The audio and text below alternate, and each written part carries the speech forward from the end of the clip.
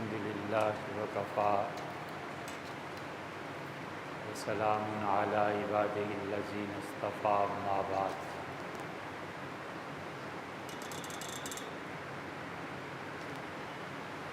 اللہ تعالی نے قرآن کریم میں اور حضرت رسالت مآب صلی اللہ علیہ وسلم نے حدیث میں بار بار جو فرمایا ہے کہ لوگ اپنے گناہوں کی سزا پائیں گے، تو سوچنے کی بات یہ ہے کہ شریعت کی نظر میں گناہ کس چیز کا نام ہے؟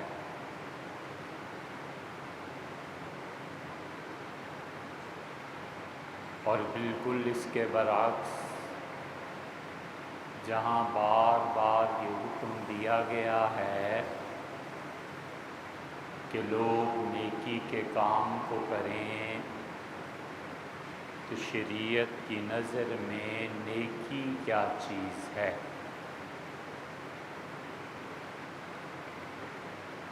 گناہ سے بچنا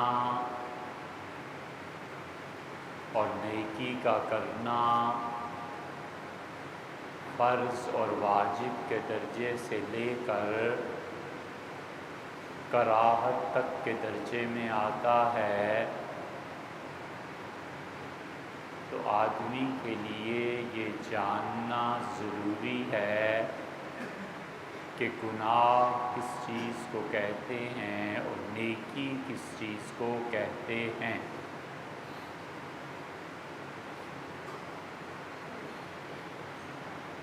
گناہ کے لیے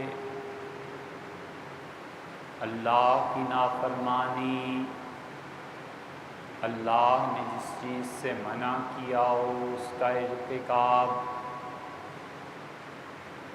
آدمی خواہ اسے کتنا ہی اچھا اور نیکی تصور کرے،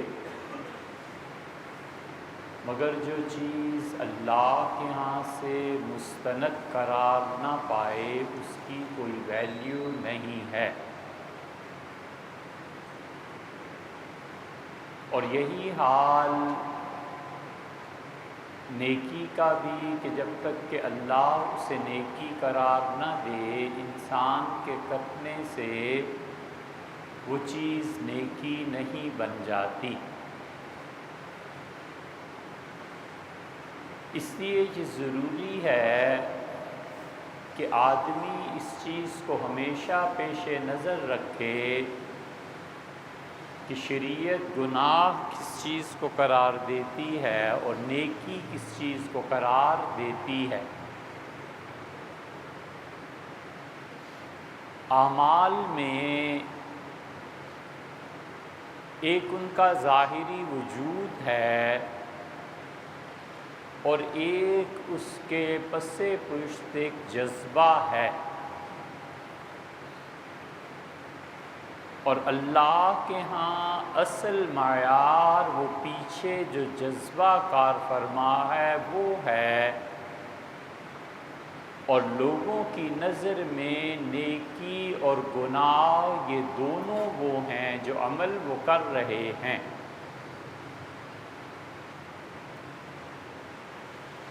ایک آدمی بہت اچھا جانور خریدتا ہے اور قربانی کی شرائط کے مطابق ذبح بھی کرتا ہے، اور لوگ واہ واہ کرتے ہیں اور یہ اپنے جی میں خوش ہے کہ اللہ کے لیے قربانی کی، اور اللہ کے حضور میں جب پہنچا تو اس نے بتایا کہ یہ جب تم خرید رہے تھے تو تمہارے دل میں یہ جذبہ تھا کہ لوگ مجھے اچھا کہیں، تو اس کا صلہ ہم نے تمہیں دنیا میں دے دیا، اس دن لوگوں نے تمہاری بہت تعریف کی، تو اب میرے پاس کیا؟ ایک آدمی قتل کرتا ہے اور اللہ اسے کہتا ہے کہ یہ وہ قتل ہے جس کا میں نے حکم دیا تھا، اور انبیاء علیہ السلام نے یہ بات پہنچائی تھی، اور تمہیں اس قتل کرنے پر ثواب ہے۔ تو شریعت مطہرہ یہ کہتی ہے کہ وہ جذبہ اور جس کے تحت تم کام کر رہے ہو اللہ کے ہاں اصل وہ ہے، اور عوام یہ سمجھتے ہیں کہ نیکی اور گناہ وہ ہے جسے ہم دیکھتے ہیں۔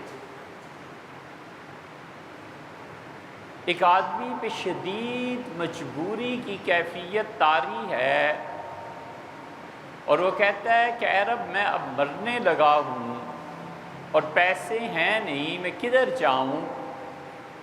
وہ حالات کے جبر سے جو چوری کرتا ہے، لوگ اسے کہتے ہیں کہ یہ چور ہے، اور عین ممکن ہے کہ اللہ کے ہاں اس کی معافی ہو جائے کہ اس آدمی نے یہ ظلم اور زیادتی اور گناہ ان حالات کی وجہ سے کیا، وگرنہ میرے اس بندے کے دل میں میری نافرمانی نہیں تھی۔ چنانچہ جب حجاز میں قحط پڑا تو سیدنا عمر رضی اللہ عنہ صبح کی نماز پڑھا کر مسجد نبوی سے نکلے، اور انہیں کچھ اندازہ تھا کہ اب ہوا میں مٹی اس کا تناسب بڑھ گیا، اور وہ جانتے تھے کہ بارشیں نہیں ہو رہی۔ تو جنگل سے کوئی جانور آئے اور سیدنا عمر رضی اللہ عنہ کا ہاتھ چاٹنے لگے۔ سیدنا عمر رضی اللہ عنہ نے کہا دیکھو یہ مجھ سے انصاف مانگتے ہیں، اور اللہ کی قسم قحط پڑ گیا ہے۔ اور پھر انہوں نے وہ تدابیر شروع کی جس کے ذریعے سے قحط کو ختم کیا جائے، اور اس میں سے ایک اعلان بھی تھا، اور انہوں نے فرمایا کہ جب تک حجاز کا قحط ختم نہیں ہو جاتا حکومت کسی چور کا ہاتھ نہیں کاٹتی، کیونکہ وہ جانتے تھے کہ کس بنا پر لوگ چوری کریں گے۔ اور ان کے بعد جو امیر المومنین عثمان رضی اللہ عنہ آئے تو انہوں نے کہا لوگوں کبھی اپنی عورتوں سے یہ نہ کہنا کہ پیسہ لاؤ، اور کبھی اپنی اولاد سے بھی یہ نہ کہنا کہ پیسہ لاؤ جب تک کہ واضح طور پر تمہیں معلوم نہ ہو کہ پیسہ کہاں سے آئے۔ اور خدا کی قسم ہے اگر تم اپنے بچوں سے کہو گے کہ پیسہ لاؤ اور کمانے کا ذریعہ مراد یہ ہے کہ نہیں ہوگا تو وہ چوری کر کے لائے گا، اور عورت جسم فروشی کر کے پیسہ لائے گا۔ اس لیے شریعت جس چیز کو مانتی ہے وہ یہ انسان نہیں ہے جو نماز پڑھ رہا، وہ یہ انسان نہیں ہے جس نے 2-2.5 مہینے پہلے روزے رکھے۔ شریعت جس چیز کے وجود کو مانتی ہے وہ اخلاقی طور پر انسان ہے، اور اصل میں ان اعمال کے پیچھے جو ایتھکس اور جو موریلٹی کام کر رہی ہے شریعت اس کا اعتبار کرتی ہے، اس کا اعتبار نہیں کرتی۔ اس لیے اگر کوئی آدمی شریعت کی اخلاقیات پر پورا نہیں اترتا تو اسے 100 بار اپنا جائزہ لینا چاہیے کہ میں انسان ہوں یا کیا ہوں، جانور ہوں یا ان سے بھی بدتر کسی اور مقام پر کھڑا۔ یہ تینوں کیٹیگریز ہیں۔ اللہ تعالیٰ نے فرمایا لَقَدْ خَلَقْنَا الْإِنسَانَ فِي أَحْسَنِ تَقْوِيمٍ، اور ہم نے انسان کو بہترین صورت پہ پیدا کیا ہے۔ ثُمَّ رَدَدْنَاهُ أَسْفَلَ سَافِلِينَ، اور پھر ہم اسے لوٹاتے ہیں اور وہ بدترین جانور بن جاتا ہے۔ اور پھر فرمایا اولئک الانعام، یہ دوسرا درجہ ہے کہ انسان جانور بنے، اور تیسرے درجے پہ فرمایا بل ہم اضل، یہ تو جانوروں سے بھی گیا گزرا ہے، بدتر۔ تو اللہ کی نظر میں جو انسان مطلوب ہے اور شریعت جس انسان کو مقصود قرار دیتی ہے وہ اخلاقی وجود ہے کہ وہ کیا ہے، ظاہر میں وہ نماز پڑھتا ہے اور روزے رکھتا ہے، اس کی کوئی ویلیو اور حیثیت نہیں ہے۔ حضور اقدس صلی اللہ علیہ وسلم نے فرمایا کہ انسان وصلہ، اگرچہ وہ نماز پڑھتا ہو اور اگرچہ وہ روزے رکھتا ہو، اذا خاصم فجر، جب تم ایسے آدمی کو دیکھو جو نمازی بھی ہے اور روزے دار بھی ہے، لیکن جب لڑائی ہو تو گالیاں دینے لگے، اور جب بات کرے تو جھوٹی کرے، وَإِذَا وَعَدَ خَلَفَ، اور جب وعدہ کرے تو اس کے مطابق نہ کرے، تو گواہ رہنا کان منافقا خالصا، یہ پکا منافق ہے، انسان وصلہ، اگرچہ نماز پڑھے اور روزے رکھے۔ وقت دیا ہے کہ 8 بجے آؤں گا، اور بغیر کسی وجہ کے 8 کے سوا 8 کر دیتا ہے، یہ وعدہ کیا ہے؟ طے کیا ہے کہ قرض فلاں وقت میں لوٹاؤں گا، اور باوجود مال ہونے کے اس دن نہیں جاتا، یہ کیا ہے؟ اور ذرا مرضی اور طبیعت مبارکہ کے خلاف ذرا چو چراں ہوئی اور وہ پھر ایسے لتے لیتا ہے زبان سے، اور ایسے لتے لیتا ہے، کوئی لاٹھی کوئی چیز پڑی بھی ہو۔ یہ نمازیں اور روزوں نے یہ ظالم آدمی پیدا کیا ہے۔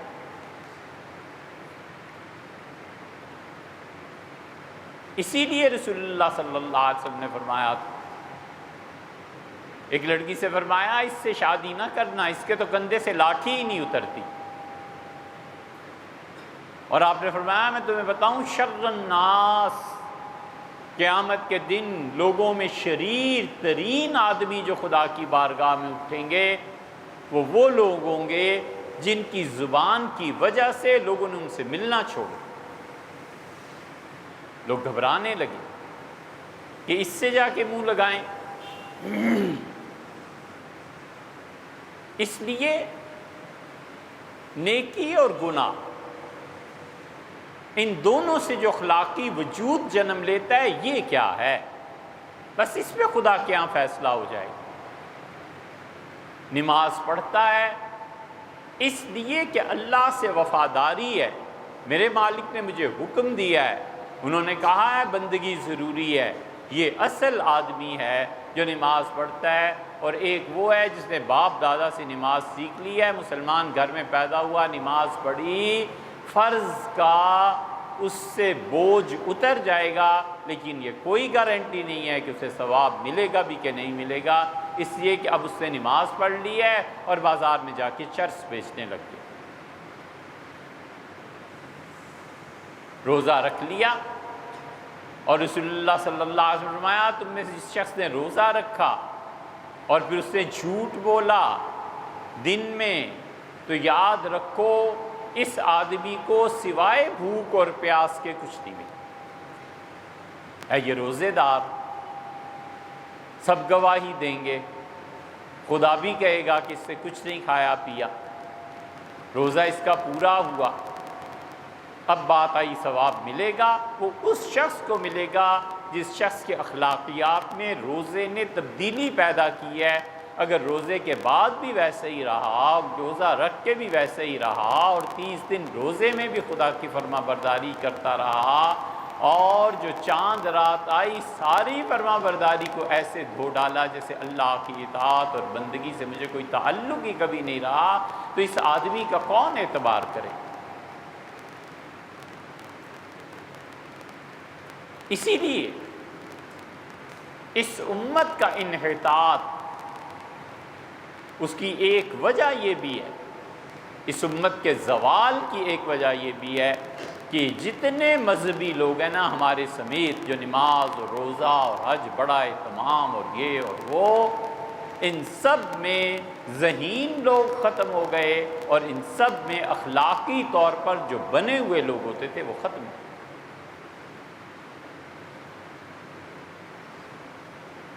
اس مذہبی طبقے کو عوام میں غصے نے گھیر لیا، ایسا غصے نے گھیر لیا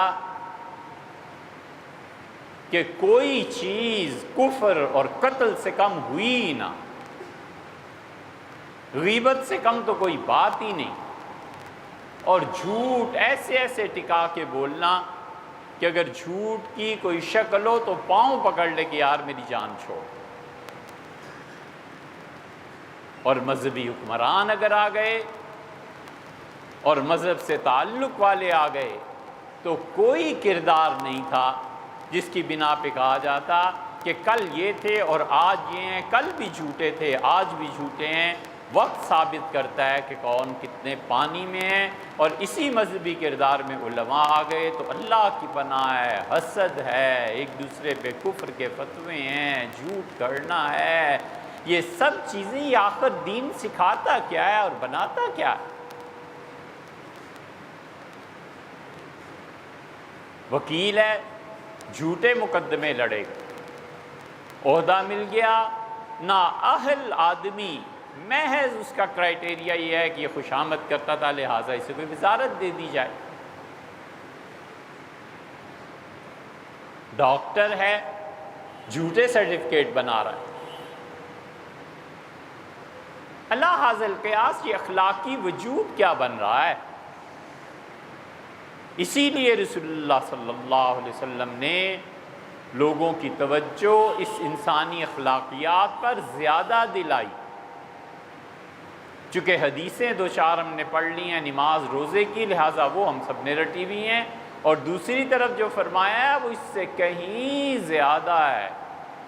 ام المومنین حضرت عائشہ رضی اللہ عنہ کہتی ہیں کہ حضرت رسالت پناہ صلی اللہ علیہ وسلم کو ملنے ایک آدمی آیا، اور آپ نے پوچھا کون ہے تو اس سے اپنا نام بتایا، تو آپ نے فرمایا بڑا ہی برا آدمی، اپنے قبیلے کا بدترین آدمی، اور پھر فرمایا آئیے تشریف لائیے۔ وہ بیٹھے، ان سے گفتگو کی بڑی نرمی سے، جب تشریف لے گئے تو رسول اللہ صلی اللہ علیہ وسلم سے ام المومنین رضی اللہ عنہ کہتی ہیں میں نے دریافت کیا کہ اللہ کے رسول اتنا برا آدمی اور آپ اس تحمل سے ملے؟ تو رسول اللہ صلی اللہ علیہ وسلم عائشہ کیا تم یہ سمجھتی ہو کہ قیامت میں اللہ کے یہاں ان لوگوں میں شمار کیا جاؤں جو اپنی زبان کو غلط استعمال کرتے؟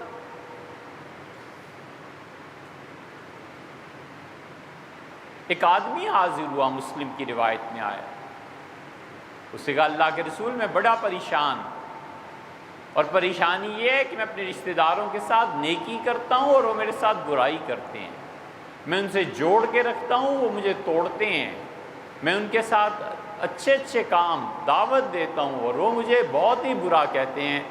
حضور صلی اللہ علیہ وسلم اگر تم سچ کہہ رہے ہو نا تو تم تو ان کے چہرے پہ جلتی آگ اور راکھ پھینک رہے ہو۔ اور یاد رکھو جو آدمی رشتہ داری میں اچھا سلوک کرتا رہتا ہے اللہ کا ایک فرشتہ اس کے ساتھ رہتا ہے، اور اللہ کا وہ فرشتہ ان ظالموں کو جواب بھی دیتا رہتا ہے۔ اسی لیے اس کو کہا کہ بڑے اور چھوٹے کی تمیز قائم رہے، باپ ماں۔ اب آج کی زبان میں کہیں تو بس وہ اے ٹی ایم کارڈ رہ گیا ہے کہ جب پیسے ضرورت ہوں تو وہ باپ ہے، ماں بھی اسی وقت تک ہے جب تک وہ پیسے دیتی رہے، اور جس دن پتہ چلے کہ باپ اور ماں کے پاس پیسہ نہیں ہے یا ہماری ڈیمانڈ پوری نہیں ہو رہی، اس دن وہ بھی جہنم میں جائیں، اور ان کے سارے اعمال اور نیکیاں سب جہنم کی نظر کریں۔ کیا ہے اولاد کا یہی رویہ کہ جاؤ جہنم میں اگر تمہارے پاس ہمارے لیے کچھ نہیں، والعیاذ باللہ۔ اور حالت یہ تھی کہ رسول اللہ صلی اللہ علیہ وسلم جہاد میں ہیں، ایک لڑکا آتا ہے اور کہتا ہے اللہ کے رسول میں جہاد میں شرکت کرنا چاہتا ہوں۔ حضور اقدس صلی اللہ علیہ وسلم فرمایا اپنے والدین سے اجازت لے کے آئے ہو؟ اس نے کہا اللہ کے رسول نہیں، میں چلا تو میری ماں رو رہی تھی۔ آپ نے فرمایا اگرچہ ہمیں ضرورت ہے افراد کی، لیکن واپس جاؤ اور اپنی ماں کو ایسے ہی خوش کرو جیسے تم سے روتا ہوا چھوڑ کے آئے۔ کتنے ہیں جن کا سلوک اپنی ماں کے ساتھ ایسا ہے، اس لیے کہ ماں نے کیا لینا اور کیا دینا۔ جب وہ خوش ہوگی تو پہلی بات جو وہ کرے گی وہ اپنے بچوں کے لیے دعا ہے۔ پیسہ بھی بات کی چیز، ہر چیز بات کی۔ جب وہ خوش ہوتی ہے اپنی اولاد کے لیے دعا کرتی ہے، اور وہ دعا انسان کی تقدیر پلٹ دیتی ہے۔ یہ کوئی چھوٹی سی چیز نہیں ہے، دعا انسان کی تقدیر، اللہ اپنے قلم کو کاٹ کے دوسرا فیصلہ لکھ دیتا ہے۔ مسلم کی روایت میں آتا ہے، حضور اقدس صلی اللہ علیہ وسلم فرمایا، ان یہودیوں میں ابن جریج اللہ کے دوست تھے، جس کی ولایت کی گواہی خود رسول اللہ صلی اللہ علیہ وسلم دے رہے ہوں، اس سے بڑا ولی کون ہو سکتا ہے؟ آپ نے فرمایا وہ نماز پڑھ رہے تھے رات کو تہجد،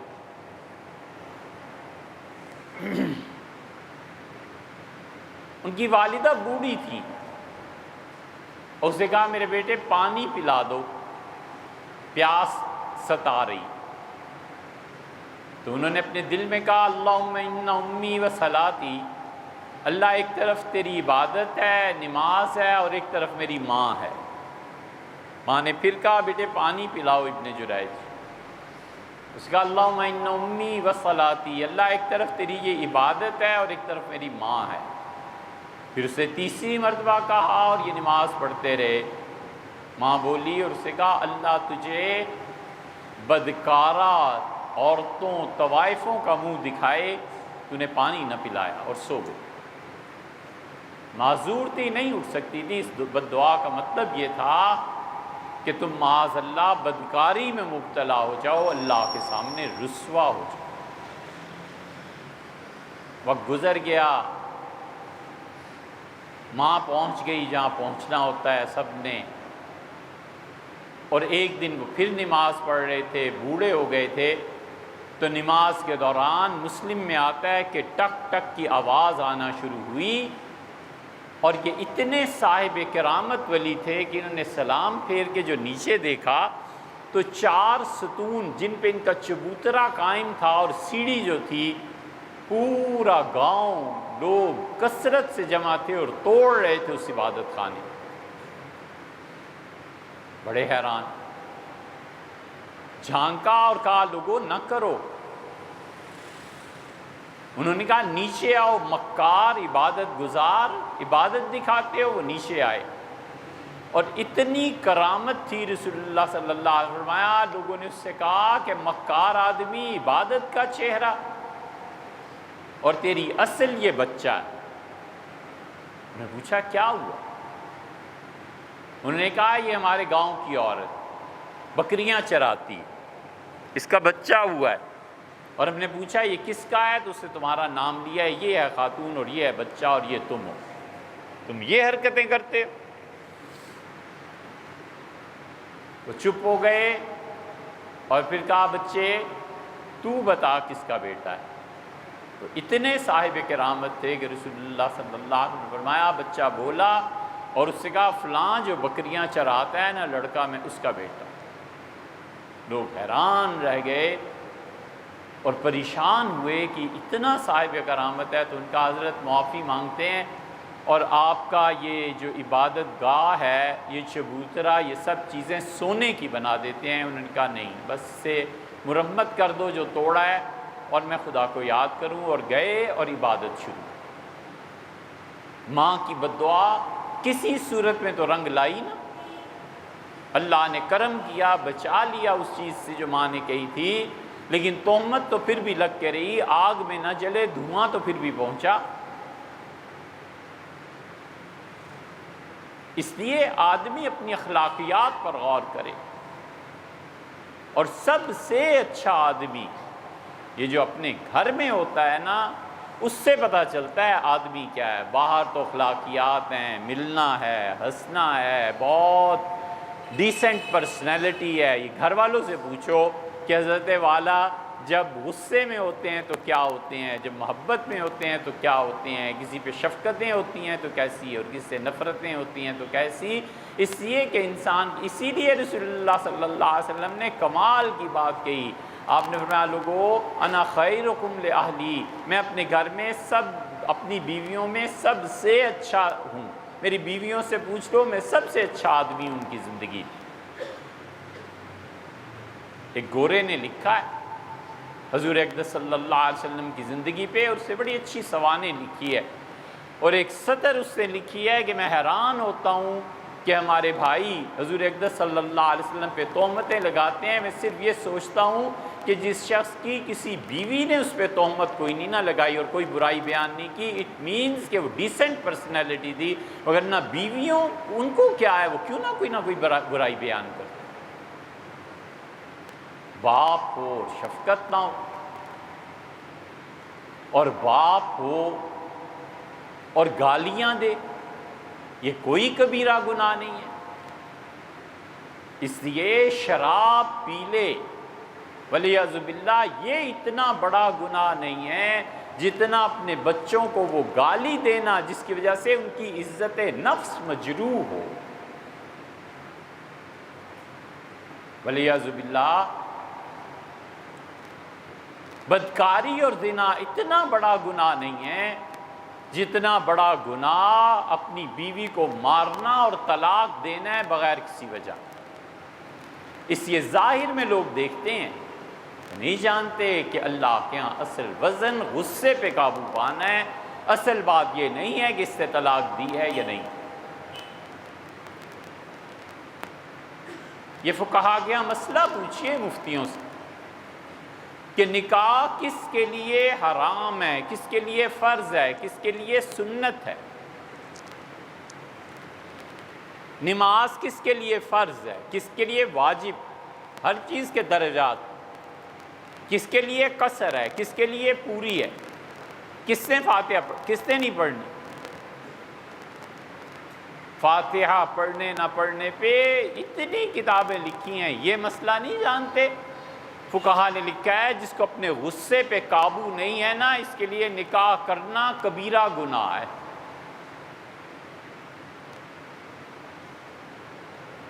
اس لیے کہ غصے میں آ کر طلاق دے بیٹھے گا اور ایک خاندان اور ایک گھر برباد ہو جائے گا۔ اس بیچاری کا کوئی قصور نہیں ہے سوائے اس کے کہ صاحب کے مزاج نہیں ملے۔ حضور صلی اللہ علیہ وسلم نے اسی لیے فرمایا جب تمہیں اپنی بیوی کی طرف سے کوئی ناگوار چیز پیش آئے تو تم اس کی اچھائیوں پر بھی غور کر لو۔ اور ام المومنین حضرت عائشہ رضی اللہ عنہا نے کہا اللہ کے رسول کیا آپ جب ذبح کرتے ہیں کوئی جانور تو خدیجہ کی سہیلیوں کو آپ اتنا گوشت بھجواتے ہیں، اور کیا آپ ہمیشہ اس خاتون کا ذکر کرتے ہیں؟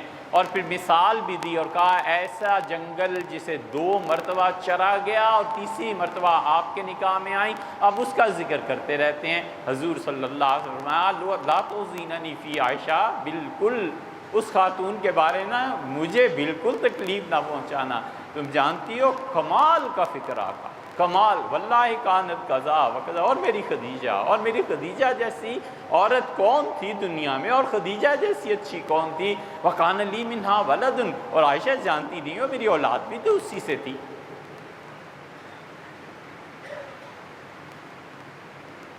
پھر نکاح نہیں کرے گا تو کہاں جائے گا؟ بدکاری پہ۔ فقہا کے کہنے کا مطلب یہ ہے کہ یہ بدکاری اس سے کم گناہ ہے کہ تم کسی بے گناہ کو مارو اور اسے طلاق دے دو۔ یہ سب چیزیں ایک انسان کے اخلاقی وجود کو جنم دیتی ہیں۔ پتہ چلے کہ اخلاقی وجود کیا ہے۔ اللہ کہتا ہے بے انکانا، اور اگر وہ آدمی جس نے تم سے قرض لے لیا ہے ذو عسرہ، تنگ دستی میں مبتلا ہو گیا ہے، فنظرۃ الی میسرہ، اسے مہلت دے دو، جب اس کے پاس پیسے آئیں گے تمہیں دے دے گا، اعتبار کرو۔ اسی لیے جب مہلت نہیں دی اور قرض کا تقاضا ہے تو چاہے اسے کوئی جائز بھی قرار دیتا ہو، اس کی عزت نفس کے ساتھ کھیلنا یہ مومن کی شان نہیں ہے۔ مومن تو بڑے نرمی سے بڑے سلیقے سے بات کرتا ہے، یہ اخلاقی وجود ہے، لاکھوں کی رقم ہے، خود ضرورت ہے لیکن قربانی دیتا ہے اور کہتا ہے کہ اچھا میرے بھائی کو مجھ سے زیادہ ضرورت ہے۔ تمام انسانی اخلاقیات کی بنیاد بس وہ ایک جملہ ہے that you are more important than me. آپ مجھ سے زیادہ اس چیز کے محتاج ہیں، آپ مجھ سے زیادہ اہم ہیں. ٹرین پہ چڑھنا ہے، پہلے آپ چلے جائیے. ممکن ہے ٹرین مس ہو جائے تو کوئی بات نہیں، میں اسے مینیج کر لوں گا، آپ مجھ سے زیادہ ضروری ہے آپ کا جانا. گاڑی چلا رہے ہیں، راستہ ہے، بھائی آپ پہلے چلے جائیے، آپ اپنی گاڑی پہلے نکال لیجئے، کوئی بات نہیں، 5 سیکنڈ کی بات ہے، میں مینیج کر لوں گا، تیز کچھ کر لوں گا، آپ پہلے چلے جائیں. کھانا کھانا ہے، لائن لگ جائے کہ آپ پہلے لے لیجئے. ممکن ہے آپ کو بھوک، آپ نے روزہ رکھا ہو، ممکن ہے آپ کو بھوک زیادہ ستا رہی ہو، ممکن ہے آپ نے جلدی جانا ہو، ممکن ہے ایک مومن کی نماز کا وقت ہو گیا، حضرت آپ لے لیں، ہم تو نالائق آدمی، پتہ نہیں پڑھتے آپ یہ سب انسان کے اخلاقیات کا ایک وجود ہے جو تشکیل پاتا ہے، اور اسے پانا چاہیے. خدا کی نظر میں انسان کا اخلاقی وجود ہے، وگرنہ آدمی مارا جائے گا. قتل الانسان ما اکفرہ، مارا گیا آدمی، کیسی میری نافرمانی کرتا ہے، اور جانتا نہیں ہے اس تکبر کا مارا ہوا کہ ہم نے اسے ایسی چیز سے پیدا کیا ہے جس چیز کا ذکر شریف لوگ اپنی مجلسوں میں نہیں کیا کرتے. اس لیے یہ نمازیں، یہ روزے، یہ ہمیں بنا کیا رہے ہیں. اگر نماز فحاشی اور منکر سے نہیں روکتی تو یہ نماز ہے، یہ ٹکریں ہیں. اور یہ روزہ ضبط نفس نہیں سکھاتا تو یہ 1 مہینہ بھوک پیاس کی تھی یا کچھ اور کیا. یہ سب کے سوچنے کا موقع.